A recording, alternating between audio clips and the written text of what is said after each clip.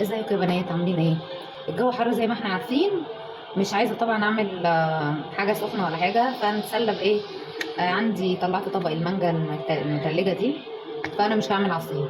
ايه رايكم نعمل النهارده كده ايس كريم سريع في الكبه بقى، ولا مضرب كهرباء ولا اي حاجه؟ هنبدا باول حاجه. عندي الكبه بتاعتي. كبه هنزل الاول بحوالي كوبايه لبن كده، لبن يكون فيه قشطه وحلو كده. حط معاها معلقتين كبار كريم شانتيه خام.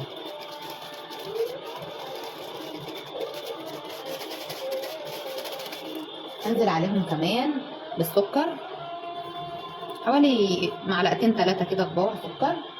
واحط كمان معاهم عشان نخلي الطعم كده ندعم الطعم كيس فانيليا. اضرب الكلام ده الاول، انعم السكر مع الكريم شانتيه بحيث انه يعمل فوم كده الاول معانا. هو لو في زبادي هيبقى احسن، بس انا ما كانش عندي زبادي دلوقتي.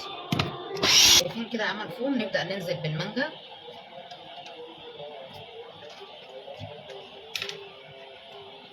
طبعا مش هننزل بالكميه كلها مره واحده عشان الكبه ما تبص مننا، حبه بحبه كده بقى.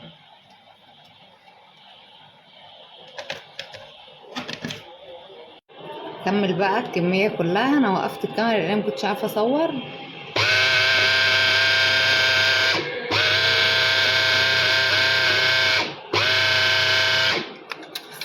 حلو قوي الكلام، حاجه عظمه. شوفوا الجمال معايا، شوفوا الجمال، شوفوا الجمال. ايس كريم في 5 دقايق. شايفين الجمال والمطه؟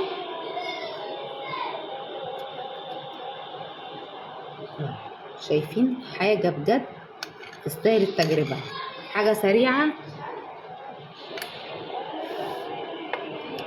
سكره مظبوط على الشعره، حاجه سهله وسريعه ترطب على الولاد. اتمنى تجربوا الوصفه بتاعتي دي.